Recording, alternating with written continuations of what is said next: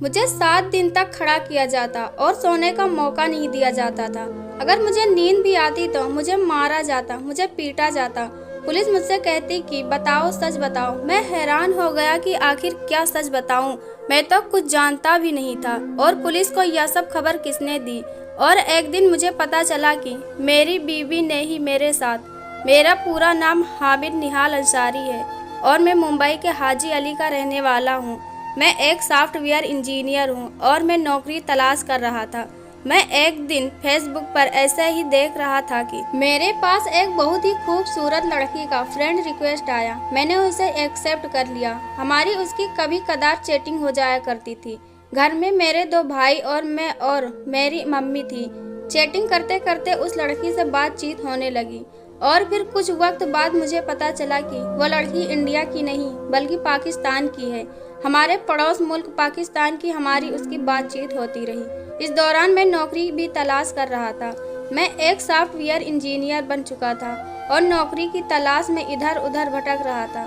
तभी फेसबुक पर एक नाजिया नाम लड़की का फ्रेंड रिक्वेस्ट आया और मैंने उसे एक्सेप्ट कर लिया। मुझे नहीं पता था कि यही फ्रेंड रिक्वेस्ट मुझे एक दिन जहन्नुम तक पहुंचा देगा। हमारी उसकी मैसेंजर पर चैटिंग होने लगी और चैटिंग करते करते हम दोनों ने अपना नंबर एक दूसरे को शेयर कर दिया और फिर बातचीत होने लगी और यह बातचीत कब प्यार में बदल गई कुछ पता ही नहीं चला। अब बिना देखे ही मैं भी उसे खूब मोहब्बत कर रहा था और अब वह भी मुझसे मोहब्बत कर रही थी। अब हम नौकरी कम ढूंढते थे और बात ज़्यादा करते थे।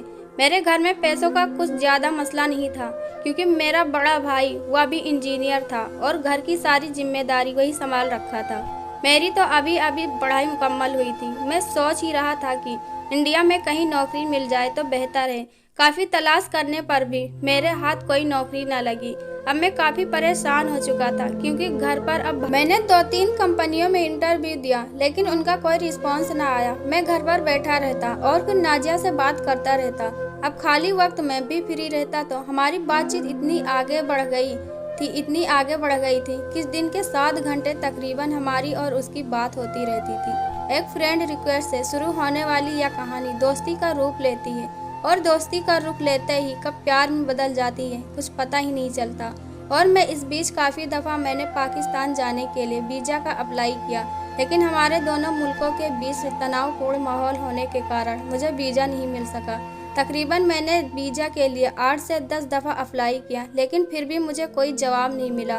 मैं एक पढ़ा लिखा सॉफ्टवेयर इंजीनियर था इसलिए मेरी माँ ने भी कभी मुझसे उस तरीके से ट्रीट नहीं किया था जैसे और बच्चों के साथ किया जाता है। मुझे अपने घर में हमेशा ही बहुत प्यार मिला था। बहुत ही मोहब्बत और नाज के साथ मेरी माँ ने मेरी परवरिश की थी। अब नाजिया के साथ मेरा इश्क परवान पर था क्योंकि हमें बात करते हुए अब 4 साल हो चुके थे। मैं भी अब चाहता था कि नाजिया के साथ मेरी शादी हो जाए और नाजिया भी चाहती थी कि उसकी शादी मुझसे हो जाए और वह इंडिया आ जाए मेरे साथ रहने के लिए। हम दोनों के बीच कभी भी किसी भी बात को लेकर कोई नोक झोंक नहीं हुई थी और मुझे भी नाजिया काफ़ी पसंद थी। उसके काले बाल, नीली सी आंखें और गोरा रंग मुझे बेहद पसंद थी और मैं भी उसे पसंद था कि मुझे अचानक एक दिन नाजिया के दोस्त का कॉल आया और उसने बताया कि वह जल्दी से पाकिस्तान आ जाए नहीं तो उसके घर वाले नाजिया की शादी कहीं और कर देंगे क्योंकि नाजिया पाकिस्तान के कबायली इलाके की रहने वाली थी जहाँ पर लड़कियों को अपने पसंद की शादी करने की इजाज़त नहीं होती थी। वहाँ पर लड़की की किससे शादी होगी किससे नहीं होगी इस बात को लड़की का भाई और बाप तय करता था। नाजिया के दोस्त ने एक दिन सुबह मुझे कॉल किया और कहा कि वह जितनी जल्दी हो सके पाकिस्तान आ जाए नहीं तो नाजिया की शादी उसके माँ बाप यहाँ के एक बूढ़े आदमी जो कि वह सरपंच था उससे कर देंगे। अब मैं भी नाजिया से प्यार करता था और हमारे प्यार को तकरीबन अब 4 साल हो गए थे और यह बात सुनते ही मैं बिल्कुल परेशान हो गया और एक बार फिर से वीज़ा के लिए अप्लाई करना शुरू किया। कई बड़े अफसरों से भी मुलाकात की कि वह मेरी कुछ सिफारिश कर दें, शायद मेरा वीज़ा लग जाए लेकिन वीज़ा नहीं लगा। तभी नाजिया ने रोते हुए मेरे पास कॉल किया और कहा कि हामिद मुझे बचा लो नहीं तो यह लोग मेरी शादी एक 50 साल बूढ़े से कर देंगे। तुम पाकिस्तान आओ और मुझे यहाँ से ले चलो। मैंने उससे समझाने की कोशिश की कि मैं वीज़ा लगवा रहा हूँ और मैं पूरी कोशिश कर रहा हूँ जैसा ही मेरा वीज़ा लग जाए मैं अगले पल पाकिस्तान आ जाऊंगा। लेकिन मेरा वीज़ा नहीं लगा और इसी दौरान मैं अपनी मम्मी के संपर्क से टूटता चला गया। अब 2-3 दिन गुजर जाते, मैं कमरे से बाहर ही नहीं निकलता। खाना खा लेता, पानी पी लेता और अपने कमरे में ही रहता। नाजिया से बात किया करता। मेरी अम्मी पूछती कि क्या हुआ बेटा, तुम कमरे से बाहर क्यों नहीं निकलते? तो मैं झूठा दिखावा करके और मुस्कुरा कर कह देता कि कुछ नहीं अम्मी, आजकल मेरी तबीयत ठीक नहीं है, इसलिए मैं ज़्यादा कमरे से बाहर नहीं निकलता। मेरी अम्मी कहती बेटा किसी डॉक्टर को दिखा ले। तो मैं कह देता कि कुछ नहीं, ठीक हो जाएगा।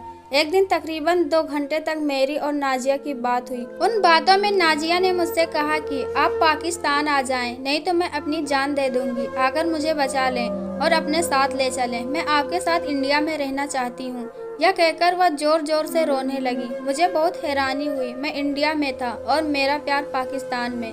मेरी लाख कोशिशों के बावजूद मुझे वीज़ा नहीं दिया गया। मैं कोशिश करता रहा, लोगों से विनती करता रहा, फरियाद करता रहा, लेकिन मेरी एक बात भी नहीं सुनी गई। आखिर एक दिन नाजिया के दोस्त का फ़ोन आया और उसने कहा कि आप वीज़ा का चक्कर छोड़ें और अफगानिस्तान के रास्ते पाकिस्तान आ जाएं। पहले तो मुझे बहुत हैरानी हुई यह बात सुनकर कि किसी दूसरे मुल्क बगैर वीज़ा पासपोर्ट के मैं कैसे जा सकता हूँ। यह कानून के खिलाफ है, नियम के खिलाफ है। खुदा न खास्ता अगर मैं पकड़ा गया तो। लेकिन यह सब मैं ठीक तरीके से सोच पाता उससे पहले मैं नाजिया के इश्क में गिरफ्तार अफगानिस्तान के लिए रवाना हो गया। मैंने कोई ज़्यादा रुपया पैसा नहीं लिया। अपना पासपोर्ट और अपने कपड़े और एक बैग के साथ मुंबई इंटरनेशनल एयरपोर्ट पहुंच गया। मैंने अपनी माँ को बताया कि मुझे काबुल एयरपोर्ट अफगानिस्तान में नौकरी मिल गई है और मैं वहाँ नौकरी के लिए जाना चाहता हूँ। पहले तो मेरी माँ ने मुझे बहुत रोका कि वहाँ मत जा बेटा, अपने मुल्क में रह ले, यहीं पर कोई काम कर ले। मेरे बड़े भाई ने भी मुझे खूब समझाया, यहीं पर रह ले और कोई काम कर ले, लेकिन मैंने किसी की भी ना मानी और मेरा भाई और मेरी माँ ने आखिरकार मेरे जिद के आगे झुक गए और मुझे अफगानिस्तान जाने के लिए इजाज़त दे दी। मैं अफगानिस्तान पहुंच गया। अफगानिस्तान पहुंचने के बाद मैं 2 दिन एक होटल में ठहरा और फिर चुपके अफगानिस्तान से खैबर पख्तूनख्वा के रास्ते में पाकिस्तान में दाखिल हो गया। पाकिस्तान में दाखिल होने के बाद मैं चुपके पुलिस की नज़रों से बचते हुए आगे बढ़ने लगा और इस दौरान मेरी बात नाजिया से हो रही थी और उसके दोस्त से भी हो रही थी। वही मुझे गाइड कर रहा था कि अफगानिस्तान से आपको कैसे कैसे आना है और मैं उसके बताए हुए रास्ते पर वैसे ही चलता जा रहा था। आखिरकार मुझे एक होटल में रुकने के लिए कहा गया और वहां से नाजिया का घर महज 4 किलोमीटर था। मैं भी बहुत खुश था कि मैं जिससे 4 साल से बात कर रहा हूँ और मैं जिससे 4 साल से मोहब्बत कर रहा हूँ, अब मैं महज उससे 4 किलोमीटर की दूरी पर हूँ। अपनी आंखों में मोहब्बत के सपने संजोगे हुए मैं बहुत खुश था कि अब मेरी मुलाकात नाजिया से हो जाएगी और मैं उसे लेकर वापस इंडिया चला जाऊंगा। मैंने नाजिया के दोस्त से यह बात कर रखी थी कि वह एक मौलाना से बात कर ले ताकि मैं पहुंचूं और हमारा निकाह हो जाए और मैं नाजिया को लेकर जल्द से जल्द अपने मुल्क हिंदुस्तान आ जाऊं। उन्होंने कहा ठीक है। मेरे बताने के मामूल उन्होंने सारा इंतजाम कर लिया। मुझे जिस होटल में रुकवाया गया था वहां पर मिलने के लिए नाजिया के 3 दोस्त आते हैं और उन्होंने मुझे पाकिस्तान के कागजात भी फराहम किए थे जिससे मैं पाकिस्तान का सिटीजन और वहां का रहने वाला साबित हो जाता। नाजिया के दोस्त मुझे पाकिस्तान के डॉक्यूमेंट देकर रात में चले जाते हैं और मैं सुबह उठा, नहा धोकर तैयार हो गया क्योंकि मेरे और नाजिया के बीच ज़्यादा फासला नहीं था, बस कुछ लम्हों का था, कुछ वक्त का था, क्योंकि हम अब एक ही ज़मीन पर मौजूद थे, एक ही मुल्क में थे, कुछ मिनट कुछ पल की दूरी पर थे। बस नाजिया के दोस्त के दिए हुए डॉक्यूमेंट लेकर मैं होटल से बाहर निकला और नाजिया के गांव की तरफ बढ़ा। मैंने नाश्ता किया और नाजिया के लिए बहुत सारे उपहार भी लिए क्योंकि हम जिंदगी में पहली बार मिलने वाले थे। 4 साल की मोहब्बत और पहली बार मिलने वाले थे। आंखों में एक अजीब सा नशा था, दिल में एक अजीब सी बेचैनी थी और मेरे हौसलों में अलग ही उड़ान थी। जैसे ही मैं ऑटो पकड़ने वाला ही था कि तभी 2 पुलिस वाले आते हैं और मुझे पीछे से पकड़ लेते हैं और मुझे घसीटते हुए पीछे को ले जाते हैं। गालियां देते हुए कहते हैं चलो, मुझे तुम्हारा ही इंतजार था। मैं सोचकर हैरान रह गया कि मेरा इंतजार और यह क्यों कर रहे हैं। मेरा इंतजार, मैं तो नाजिया से मिलने जा रहा था। मैं जिससे प्यार करता था उससे मिलने जा रहा था, उससे शादी करके अपने मुल्क वापस जाना चाहता था। और या मेरा इंतजार क्यों कर रहे हैं? मुझे कुछ अंदाजा नहीं था कि जिस दलदल में मैं जा चुका था, अब वहां से लौट पाना भी मेरे लिए एक दूसरी जिंदगी या दूसरी जन्म के बराबर था। वह पुलिस वाले मुझे ले गए और 5 दिन तक मुझसे पूछताछ करते रहे कि मैं कौन हूँ और यहाँ क्यों आया हूँ। मैंने पुलिस वालों को बता दिया कि मैं इंडिया का रहने वाला हूँ, मेरा नाम हामिद निहाल अंसारी है और मैं यहाँ पर अपनी होने वाली बीवी को लेने आया हूँ। लेकिन उन्होंने मेरी एक ना सुनी और पाकिस्तान इंटेलिजेंस एजेंसी ISI को मुझे सौंप दिया गया। ISI मुझे इंडिया का जासूस बताकर लगातार टॉर्चर करती रही, मुझे मारती और मुझे खाना खाने के लिए उतना ही खाना दिया जाता था जितने में हमारी सांसें चल सके। सबसे पहले मुझे 7 दिन तक खड़े करके रखा गया था। मेरे अगल बगल 4 आदमियों को तैनात किया गया था। अगर मैं सोता या फिर मैं बैठने की कोशिश करता तो इतना मुझे मारा जाता, इतना मुझे चोट पहुंचाया जाता कि मेरे शरीर पर कोई ऐसी जगह नहीं बाकी रही थी जहां पर जख्म के निशान न होते। उन लोगों ने मुझे इतना मारा कि मेरी एक आंख की रेटिना फट गई और इतने बेरहम, इतने संगदिल कि उन्होंने मेरी आंख का इलाज भी नहीं करवाया। मुझे 39 महीने एक काल कोठरी में रखा गया। किसी आम इंसान को अगर 39 दिन रख दिया जाता तो उसकी चीखें निकल जाती। मुझे तो 39 महीने रखा गया था। उस काल कोठरी में ना तो हम खड़े हो सकते थे और ना ही हम लेट सकते थे। मुझे 24 घंटे में सिर्फ एक बार खाना दिया जाता और 24 घंटे में एक बार ही टॉयलेट के लिए मौका दिया जाता।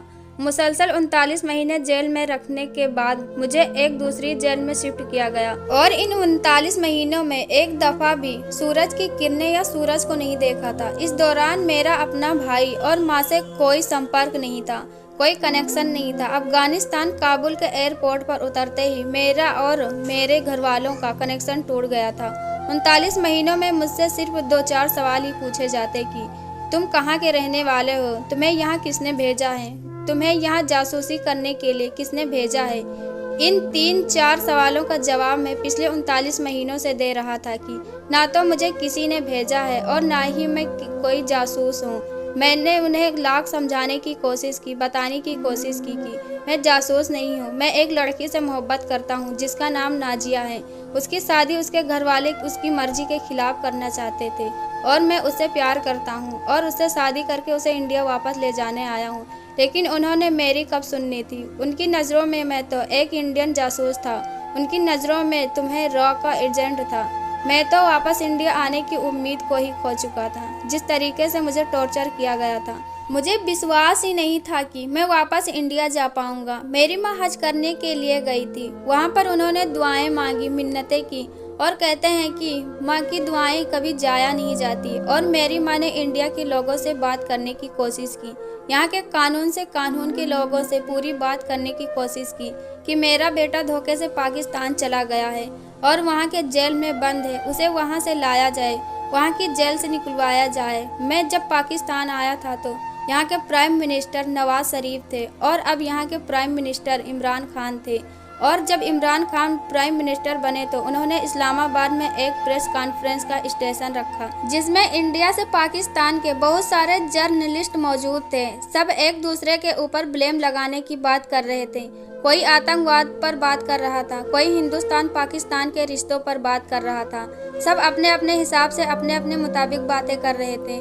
और जब इंडिया के एक मशहूर पत्रकार राजदीप सरदेसाई सर का सवाल पूछने का मौका मिला तो इस बार उन्होंने कोई इधर उधर का सवाल न करते हुए उन्होंने सिर्फ और सिर्फ एक ही सवाल पूछा कि हमारे मुल्क का एक लड़का जिसका नाम हामिद निहाल अंसारी है, वह धोखे से पाकिस्तान की जेल में बंद है। उन्होंने कहा कि मैं जब भी हामिद की मां से मिला हूं, मैंने उन्हें रोता हुआ पाया हूं। Mister prime minister, I request you कि आप जल्द से जल्द उस लड़के को रिहा कराएं जो कि एक निर्दोष है। इमरान खान ने कहा, इस बात का मुझे कोई इल्म नहीं है, मैं पता करके आपके कैदी को इंशाअल्लाह पूरी कोशिश करूंगा छुड़ाने की। और फिर मेरी माँ की दुआओं से, राजदीप सरदेसाई के सवाल से और इमरान खान की साफ नियत से 6 साल के बाद मुझे पाकिस्तान की जेल से रिहा किया गया और वाघा बॉर्डर के रास्ते में हिंदुस्तान आया। हिंदुस्तान आते ही सबसे पहले मैंने हिंदुस्तान की सरजमीन को चूमा और सजदा किया, थैंक यू कहा। मुझे दोबारा से अपने आगोश में लेने के लिए। उसके बाद मैं अपनी माँ के गले लगकर फूट फूट कर रोने लगा। मेरी माँ भी फूट फूट कर रो रही थी। हम माँ बेटे आज 6 साल के बाद मिल रहे थे। बाद में मुझे पता चला कि नाजिया के जो 3 दोस्त थे जिन्होंने मुझे पाकिस्तान का दस्तावेज की दिया था वह जाली था, और उन्हीं के एक दोस्त ने पुलिस को खबर किया था कि मैं इंडिया का जासूस हूँ। मैं पाकिस्तान में जासूसी करने के लिए आया हूँ, और जैसे ही मैं होटल के बाहर निकला मुझे पकड़ लिया गया। गलती इसमें सबसे बड़ी मैंने की थी, जो बिना सोचे बिना समझे मैंने इतना बड़ा कदम उठाया। न मैंने अपने घर वालों को बताया, न अपने भाई को बताया, और न ही किसी अपने दोस्त को बताया था, और जाली तरीके से पाकिस्तान एंटर हो गया था। मैं दोस्त पाकिस्तान का भी नहीं देता, और मैं दोस्त ना ही मैं नाजिया और उसके दोस्तों को दोषी मानता हूँ। सबसे बड़ा दोषी मैं खुद हूँ, जिसने एक अजनबी पर भरोसा किया बिना जाने पहचाने सुने अनदेखे। मेरी जिंदगी की सबसे बड़ी भूल थी। पाकिस्तान में जिस तरह से मुझे टॉर्चर किया गया, कोई भी मुल्क होता तो उसके साथ यही करता, क्योंकि मैं अनलीगल तरीके से गया था। गलती मेरी थी जो मैं फेसबुक के प्यार के चलते इंडिया छोड़ पाकिस्तान पहुंच गया। यह शायद नाजिया और उसके दोस्तों की साजिश थी। पहले मुझे पाकिस्तान बुलाया जाए और फिर पुलिस को इन्फॉर्म कर दिया जाए, और फिर पुलिस से उन्हें शायद कुछ इनाम मिल सके। कुछ लोग पैसों के लिए इतना भी गिर सकते हैं, मुझे यकीन नहीं था। लेकिन इन सब के बीच में कसूरवार अपने आप को ही मानता हूँ, और मैं शुक्रिया अदा करता हूँ पाकिस्तान के प्राइम मिनिस्टर इमरान खान का। मैं शुक्रिया अदा करता हूँ अपने मुल्क का। मैं शुक्रिया अदा करता हूँ अपने मुल्क के जाने माने पत्रकार राजदीप सरदेसाई का। मैं शुक्रिया अदा करता हूँ अपने देश के विदेश मंत्रालय का, जिन्होंने मुझे पाकिस्तान की जेल से निकालने के लिए तकरीबन 50 दफ़ा प्रस्ताव भेजा है। और मैं शुक्रिया अदा करना चाहता हूँ अपने पूरे हिंदुस्तान का। तो दोस्तों, यह कहानी कैसी लगी कमेंट करके ज़रूर बताएं।